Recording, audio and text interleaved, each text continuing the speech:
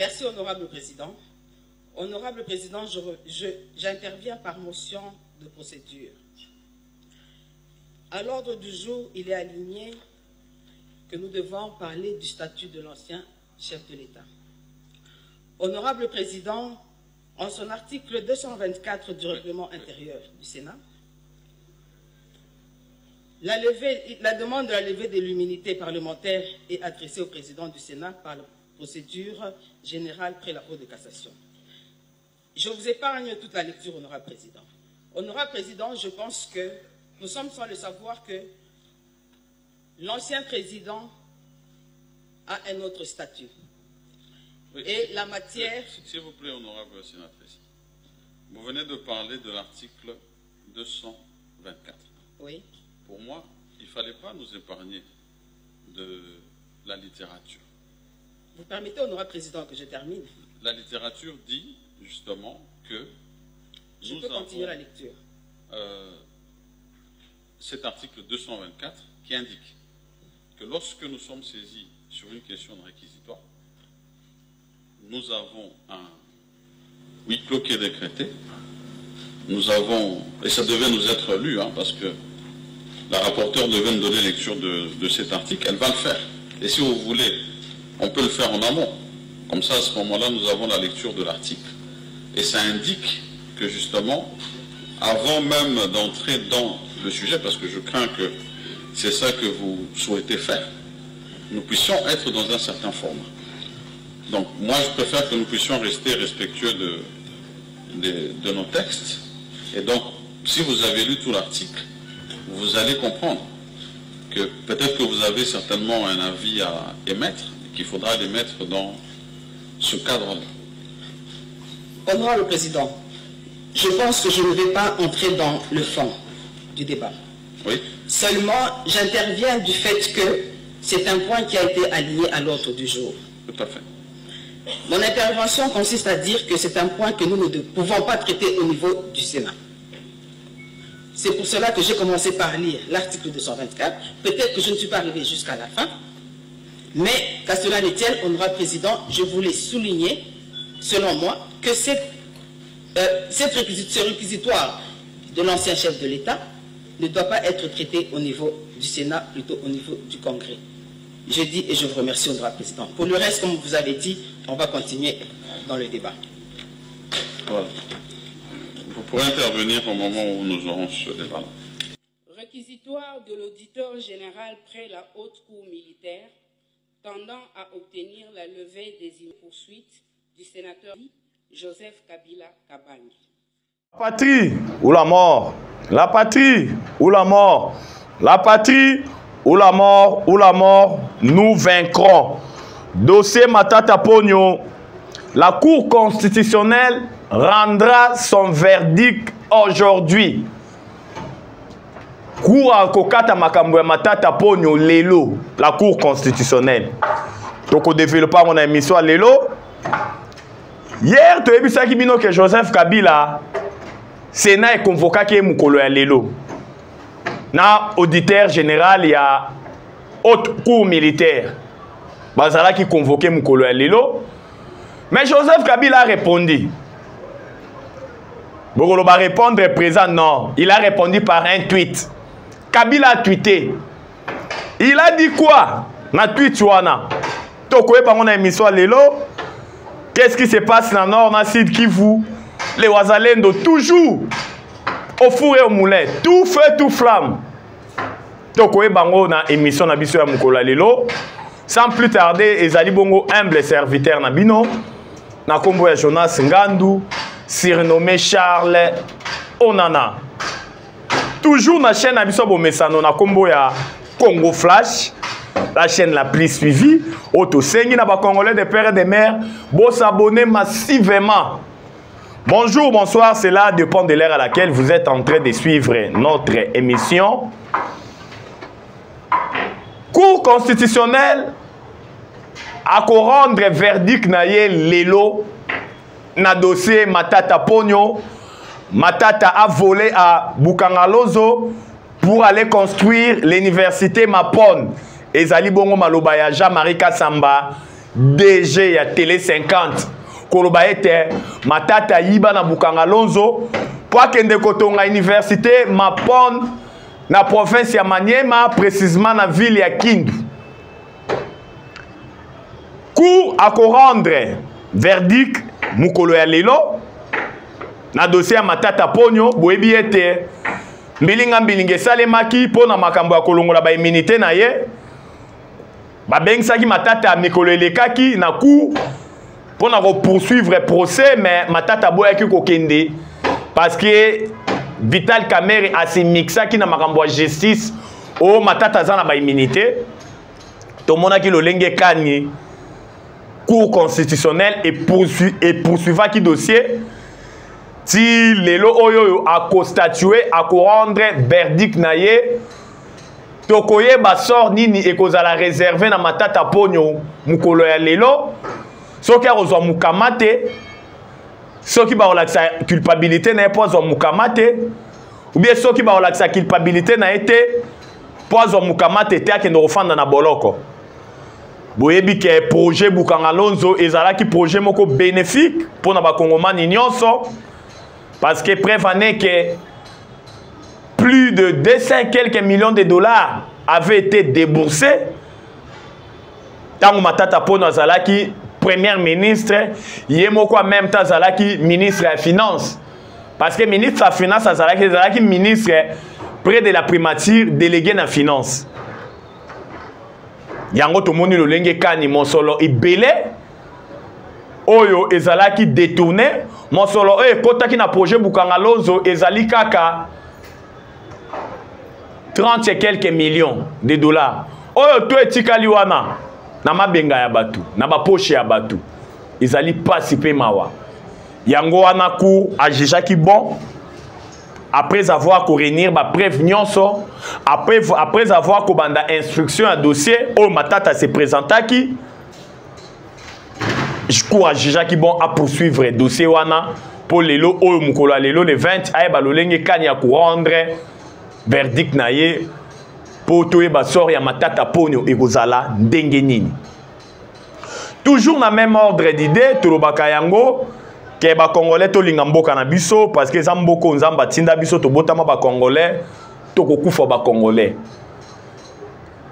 yango tozali ko yebisa bana mboka nyonso tout ba kongomani de père et de mère partout sur toute l'étendue de la République tolanda ki maleka ki na province ya Maniema lolenge kani population azalaki manipuler ce qui était ba rendre verdict na lolenge elongo ba manité population ako tiamo boulou ako tiambilinga soki Matata Ponyo ba condamné na ko interpeller ba congolais de père et de mère totelemela o ba bengi impunité boyebi ke mboka na biso ezali kozonga sima à cause ya ba détournement ozo mona mutu azoyiba ba millions atie na ba compte bancaire alors ba millions neza ba mbongo moko tokoki kosala nango ba jeter parce que ekoki ko nourrir une personne pendant plus de 50 ans ce qui par jour alobi à $50 ce qui va payer 1 million.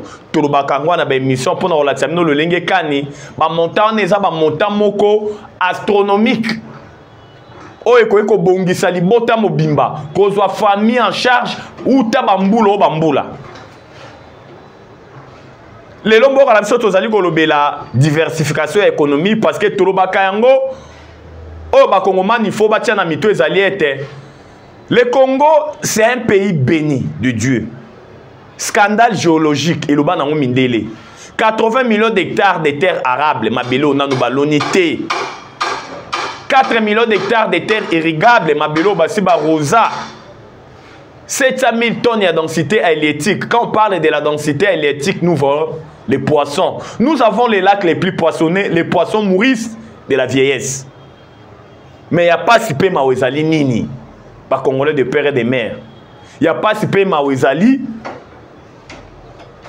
Batu bazoya kozwa kibokonzi pona ba intérêt partisan na bango.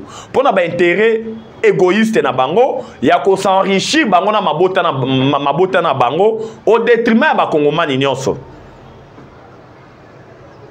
Dossier Bukanga Lonzo, c'est un projet bénéfique où elingaki est participé tant soit peu na diversification de l'économie. Yamboka na biso. oyo lingaki etombola tant soit peu certains miniers. Mais il y a pas si peu maozali nini. Il y a pas si peu maozali était projet oyo ezalaki ya malonga bato bazui mosolo batie na ba poche.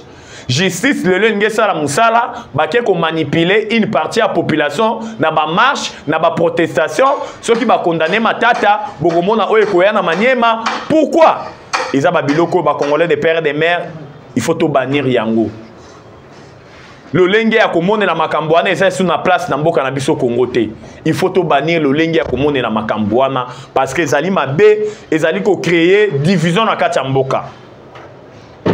Yango biso to senga na justice ezali ete justice asala musala na ye soki ba olakisa culpabilité ya matata pono lelo akangama justice etanga mibeko nde mibeko elobi soki ba olakisa culpabilité na ete batia dossier sans suite matata pono atambolaka un homme libre. Bref to senga na justice asala kaka musala na ye lelo toyeba vérité parce que vérité nde il faut être triomphé tolobaka lokuta eyaka na sincère mais vérité eyaka toujours na escalier tokoyeba yango mukolo ya lelo parce que na lobaki awa na lobaki phrase moko awa Jean-Marie Kasamba lobaka ke matata ponyo Oazali DG à Télé 50 aibaki na bukanga lonzo po akende kotonga université Mapon o ezali na province ya Maniema ezali ngai te ezali bongo maloba kubima na munoko ya Jean-Marie Kasamba. Toujours na dossier o etali makambo ya justice ya mboka na biso boyebi ke même Bible lobi la justice élève une nation. Boyebi dossier Joseph Kabila Kabange oazalaki tata mokonzi ya ekolo oyo ya kala oyo implication na ezalaki avérée na déstabilisation ya Congo na partie orientale et puis na déstabilisation toujours ya Congo na province ya Maluku et na province ya Bandundu na commune ya Maluku oyo implication na ezalaki prouvé par bae o bazali ko déstabiliser bango nde batanga ki kombo na ye na est kuna to monaki Eric Kuba conseiller ya nanga matière ya sécurité o bakanga ki na mboka ya Tanzanie a extradelaki biso ye quand il a été auditionné par ba service intelligence ya mboka balobaki ete Eric Kuba balobaki ete mokonzi na bango AFC bar M23 bar RDF ezali Joseph Kabila. Il en est de même aussi awa na Bandundu na commune ya Maluku tango babomaki Cobra kolo ya bamobondo adjoint à Cobra quand il a été arrêté il avait toujours cité les noms de Joseph Kabila le déstabilisateur ya mboka na biso Congo. Yango to moni lolenge kani justice ekokaki kokangami sute na kolakisa lolenge kani Joseph Kabila zaliaki ko déstabiliser mboka na biso parce que vous vous souviendrez encore tango atikaki Kibokondi lors ya remise et reprise dans Fachi Béton alobaka était je ne vous dirai pas adieu mais je vous dirai à bientôt ana yango bomoni l'homme est au four et au moulin plusieurs voyages na mboka ya Rwanda en connivence avec Kagame Oazali commandant suprême ya les M23 bar AFC RDF Joseph Kabila Kabange azali commandant suprême ya M23 adjoint bar RDF AFC yango justice ko kokanga matoite kokanga misute na ba implication ya Joseph Kabila na déstabilisation ya Congo yango bomonaki uta semaine utaki koleka kuna haute cour militaire par auditeur général ya FRDC a komelaki Sénat oyo esika Joseph Kabila azali sénateur à vie a komelaki Sénat de telle enseigne kebalo bayeba na kolongola ba immunité na ye na ye Sénat lobaki ok iyo tozui requête na bino to ko étudier yango to monaki pe lolenge kani Sénat sanganaki na plénière moko oyo ezalaki en huis clos pour na kotala lolenge kani ya kolongola ba immunité à Joseph Kabila Kabange mais ekreaki mbilinga entre ba sénateur mususu balobaki te azali na statut ya basien chef de l'État où ezali ko couvrir ye kolongola ba immunité boye en tant que sénateur à vie et ko créer mbilinga. Il y avait tellement plusieurs points de divergence entre les sénateurs oyo ba se metaki d'accord tous les sénateurs ya ko mettre sur pied une commission oyo il fallait qui étala lolenge kani makambo wana il fallait qui ekatama. To mona ipe lolenge kani tangu commission wana ba pesaki ya musala pendant 3 jours et sali musala na yango depuis hier et déposa ki rapport na yango to mona epelo lenge kani depuis hier Sénat et bengisaki auditeur général ya haute cour militaire et bengisaki pena Joseph Kabila oyo actuellement bazali ko yebisa biso ki azali na mboka ya Afrique du Sud et bengisaki bango mukolo ya lelo ba répondre na invitation ya Sénat. Comme vous le savez tous, Joseph Kabila n'est pas sur place ici au pays. Il est en Afrique du Sud en train de continuer toujours la messe noire, la messe occulte pour ne déstabiliser Congo. Mais il y a mutu ezali lelo koe baba Congomani nyonso bisika tout bozali kolanda biso que Joseph Kabila vient de parler a otu ko tweeter na tweet unaye Joseph Kabila lobi nini a lobi. Je découvre avec amusement que pendant qu'on m'envoie une convocation publique, d'autres prennent la route de Johannesburg pour venir échanger discrètement. Quelle mise en scène grotesque! Qu'ils arrêtent les théâtres. Je ne suis pas un figurant dans leur naufrage. Bolandi au Joseph Kabila Lobi.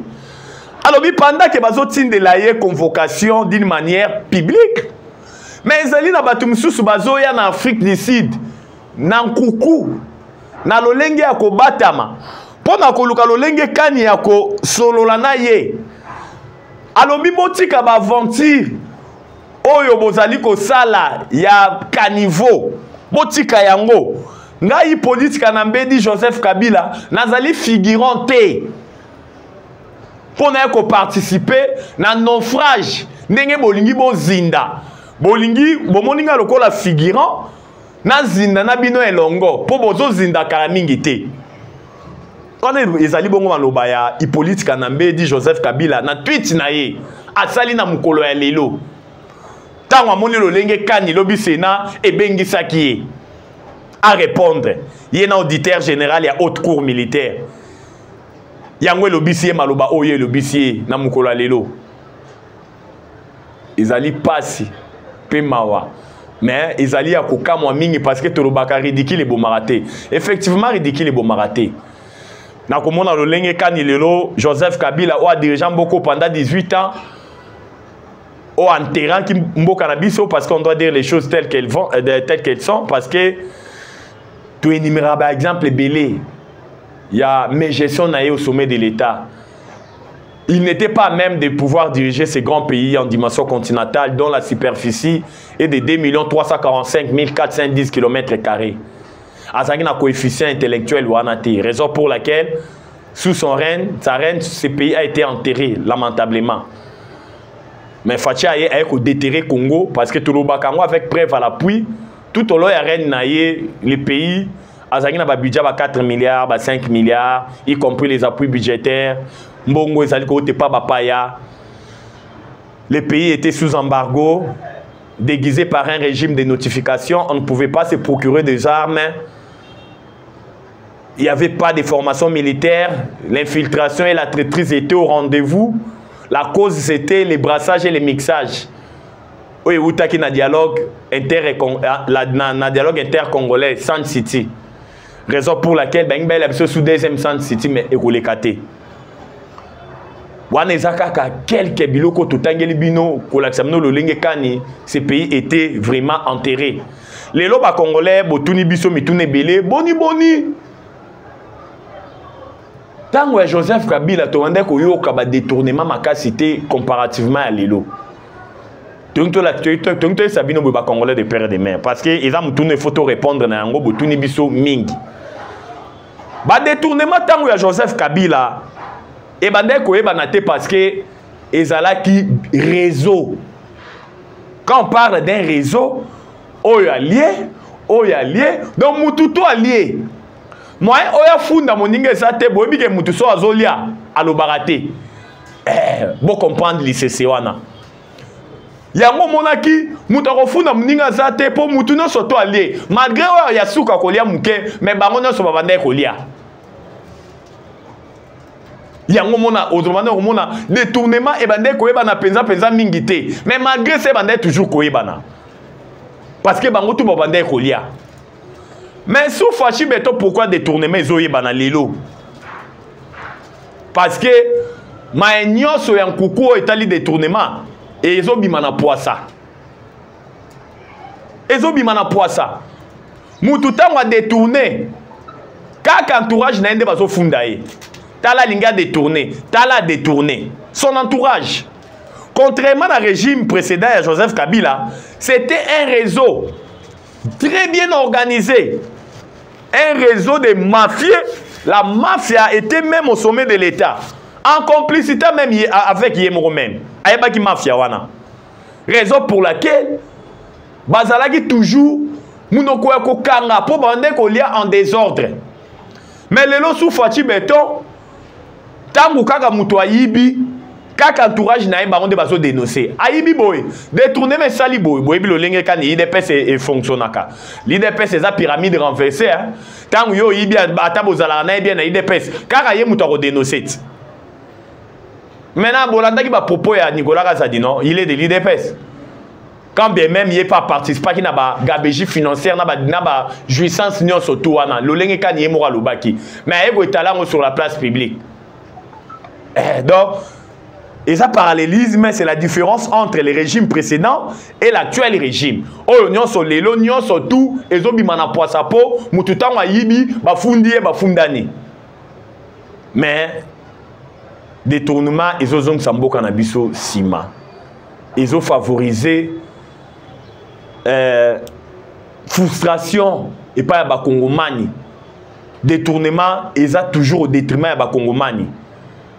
Yango to senga la tata mokonje kolo Fachi Beto attaque magistrat suprême il doit ouvrir les éléments ya kotala lolenge kani ya ko bunda pour détournement ezala atténuer na mboka na biso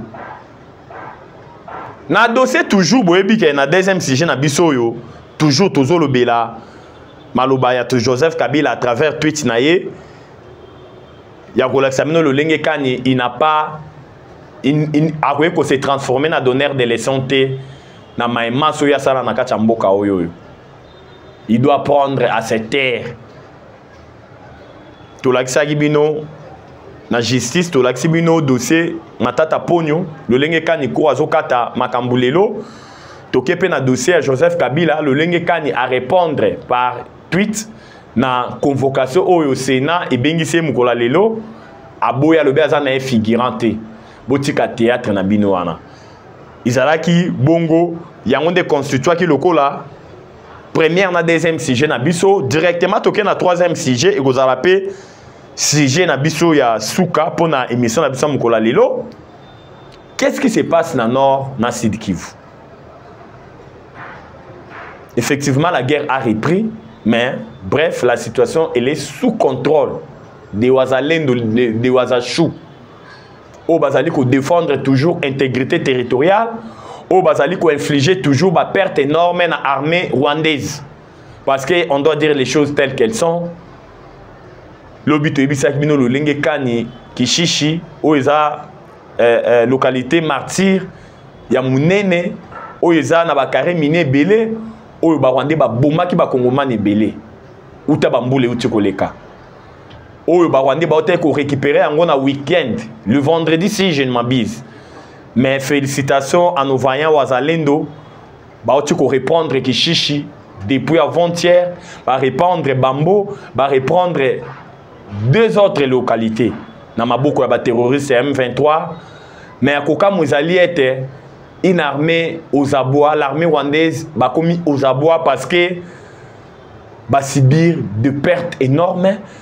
Bakongomani bazana ko wana ba bengi biso ko la ko bisa biso ke bakomaki même en cours de munitions manduke sila ki bango ba kimi mbangweri en désordre toyebisaki bango nanu bapakati te bakopakata basala baaventure na Congo mais oyo eza ya suka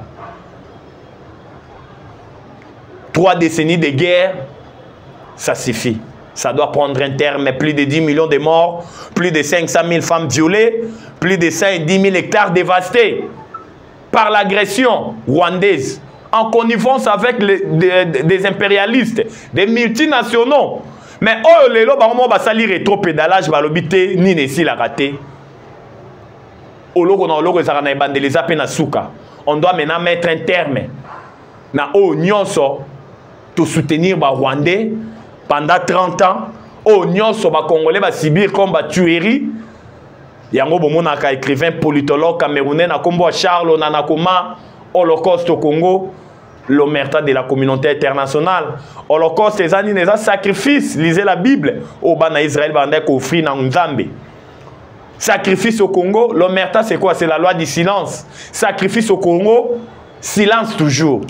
La communauté internationale, les impérialistes, les Américains, bazala qui caractérisés par l'omerta. Parce que bango bato ba pesa ki ba Rwandais agenda caché wana ya koboma ba Congolais.